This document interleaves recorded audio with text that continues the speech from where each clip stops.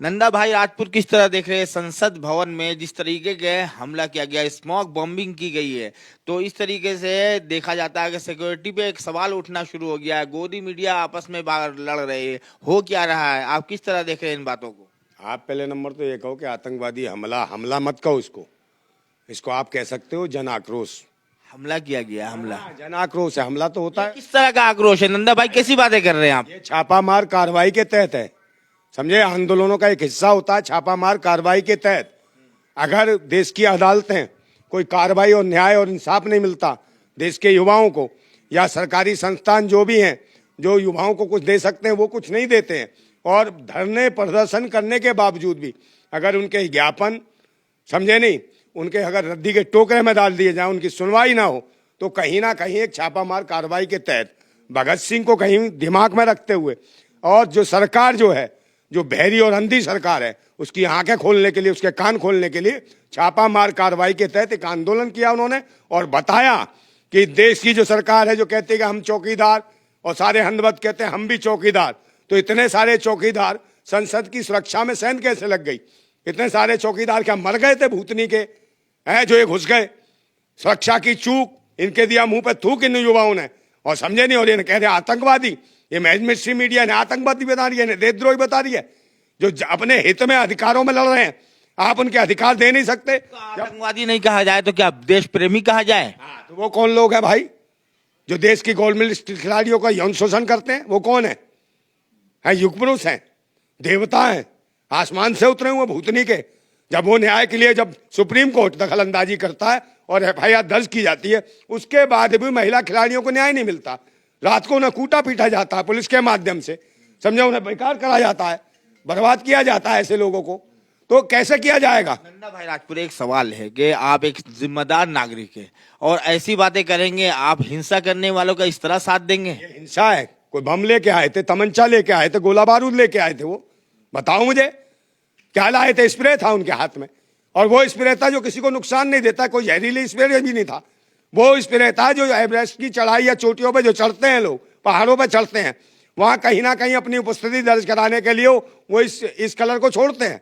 और yellow colour था, पीले रंग का, और कहीं ना कहीं युवाओं ने पीला रंग इसलिए भी छोड़ा, कहीं ना कहीं वो भगत सिंह से प्रेरित रहे हैं, और इसीलिए वो गए।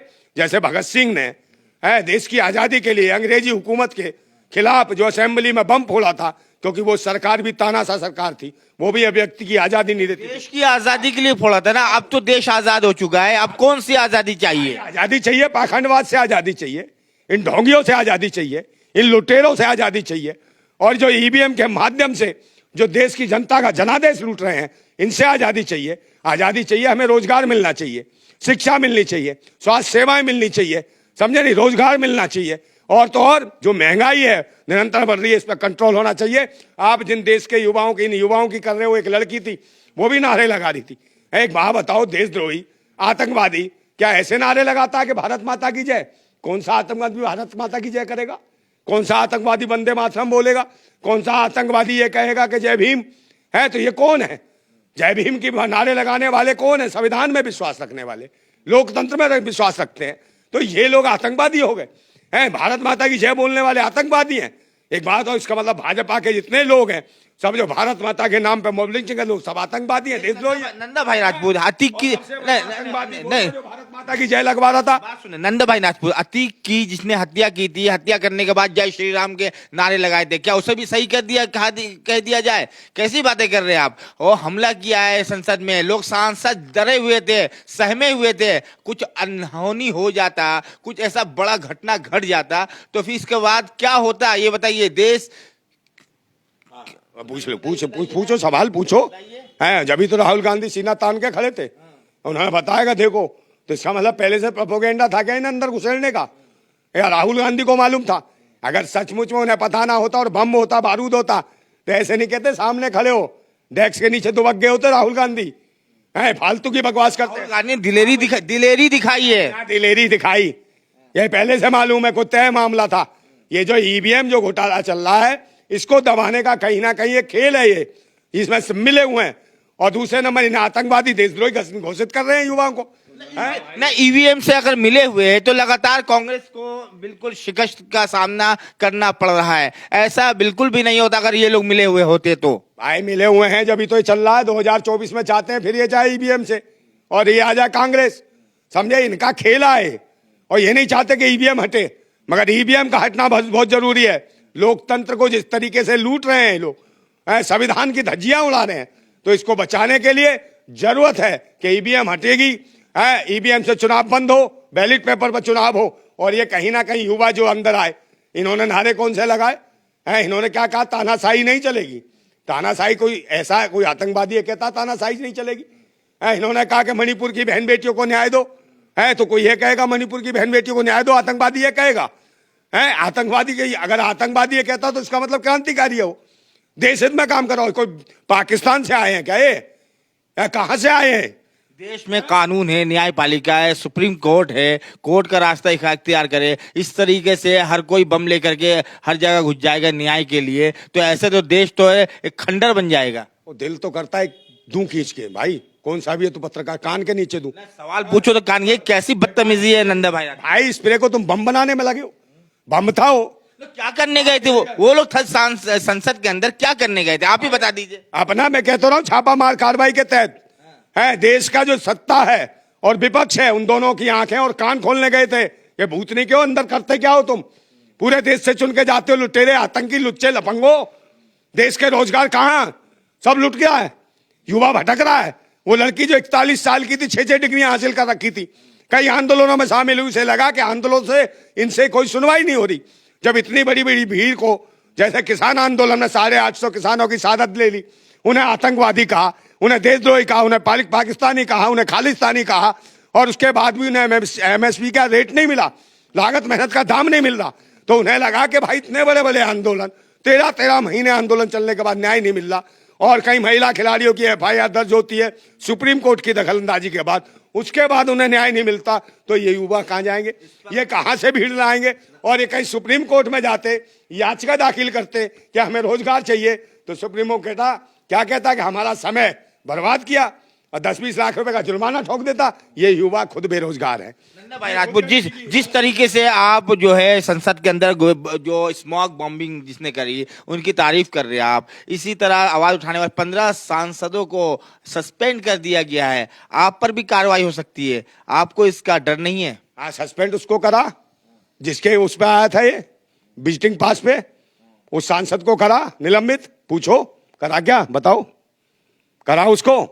उसे आतंकवादी और सरगना घोषित करा है? इस गैंग का सरगना घोषित करो उसको, भाजपा सांसद को। उसको क्यों छोड़ रखा खुला हुआ? क्योंकि भाजपा का कुछ भी है, नंगा, लुच्चा, लफंगा, आतंकी, देशद्रोही है, वो राष्ट्रवादी, और जो देश हित में आवाज उठाए, जो शिक्षा, स्वास्थ्य, रोजगार, सुरक्षा की बात करे, है वो आतंकवादी। भाग, ये कौन सा मूल मंत्र है? ये रामराज है। ये रामराज के नाम पे देश को बर्बाद कर रखा है। पूरे देश में मॉब लिंचिंग, लूट, बहन बेटियों की इज्जतें लूट लेते हैं। मणिपुर में देखा नहीं कितना बड़ा जन आक्रोश जो ये संसद में भी दिखाई दिया है? संसद में आवाज तो उठाते नहीं है। यही भाजपा की सांसद को मणिपुर के नाम पे चुम्मे दिखाई देते हैं। तो इस प्रकार के लुच्ची लफंगे लोग आ गए हैं इस संसद के अंदर, तो इनके खिलाफ कौन आवाज बंद करेगा? तो मैं फिर कहता हूं कि सब्र सहने की भी एक सीमा होती है। बांध टूटता धीरज का तपति होती है। अत होने पर प्रलय और प्रवर्तन होता, तब नई सुबह की नई सृष्टि का सृजन होता। नई सुबह की एक क्रांति का एक नया संदेश दे रहे हैं पूरे देश के अंदर।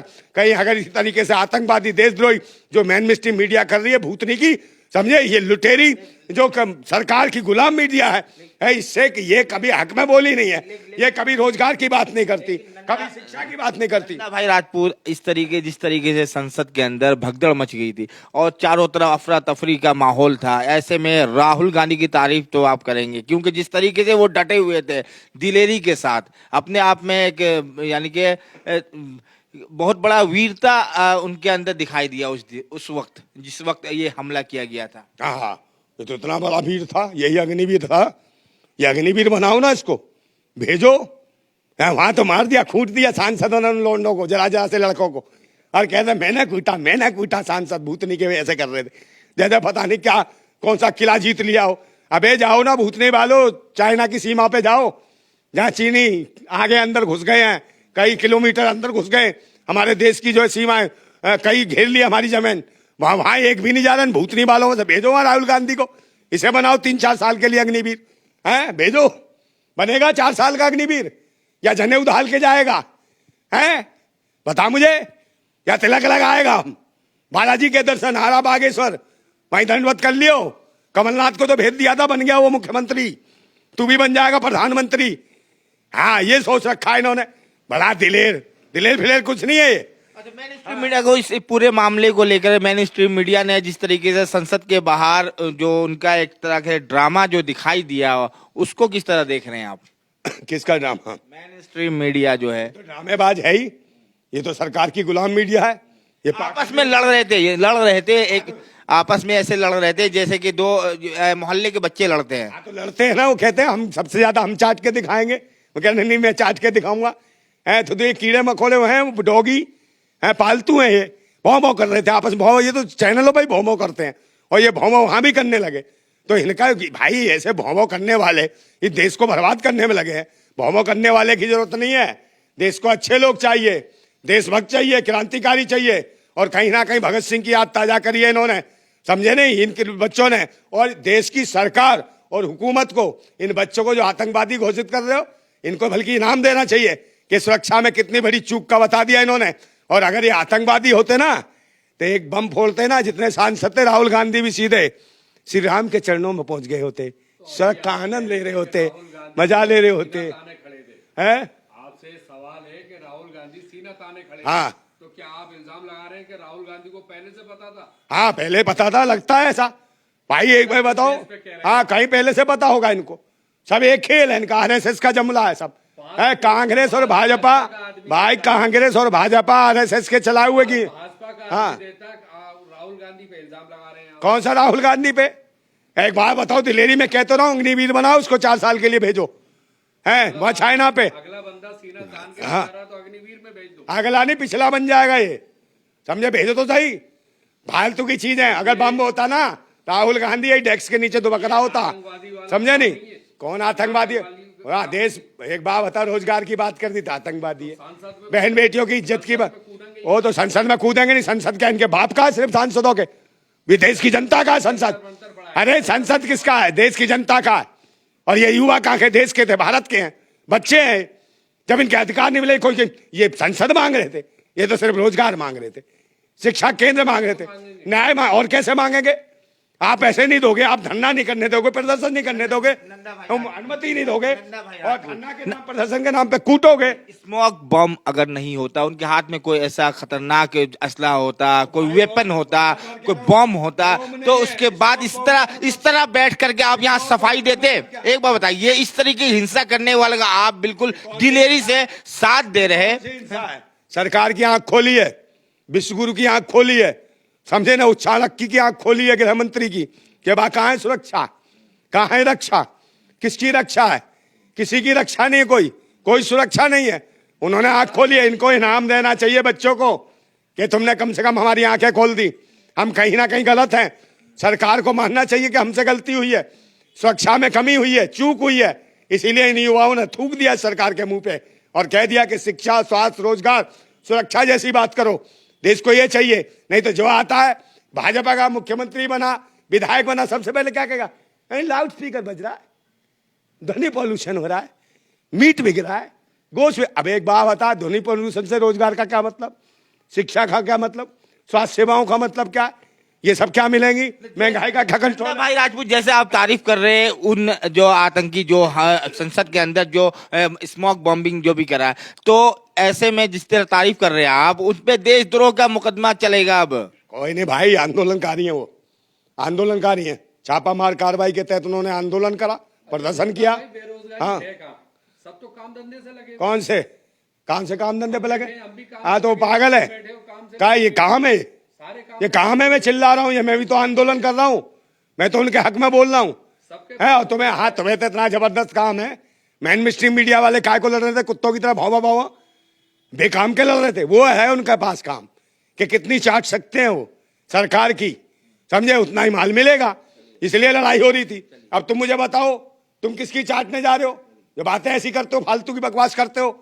और मैं फिर कहता हूं कि मैंने सुने थे बेरहमी के मंजर बहुत, आज ये मंजर मैंने देख भी लिया, और जिसको दिया था देश की हिफाजत का ठेका उसी के हाथ में खूनी खंजर देख भी लिया। और जरूरत है इन बच्चों को, ये बच्चों को इनाम देने की जरूरत है कि कम से कम सुरक्षा की चूक को इन्होंने बताया। और ये बच्चों को आतंकवादी देशद्रोही बना रहे। जो रोजगार मांगेगा वो आतंकवादी, जो शिक्षा की बात करेगा वो देशद्रोही। ये इनके काम है। जो बहन बेटियों की इज्जत सम्मान की बात करेगा वो वैसी दरिंदा, उसको भी आतंकवादी बना देंगे। ये भेड़ियों और नालायकों की सरकार है। इनके खिलाफ एक आंदोलन करना पड़ेगा। और फिर मैं कहता हूं ईवीएम हटाओ, देश बचाओ, बैलेट पेपर पर चुनाव लाओ।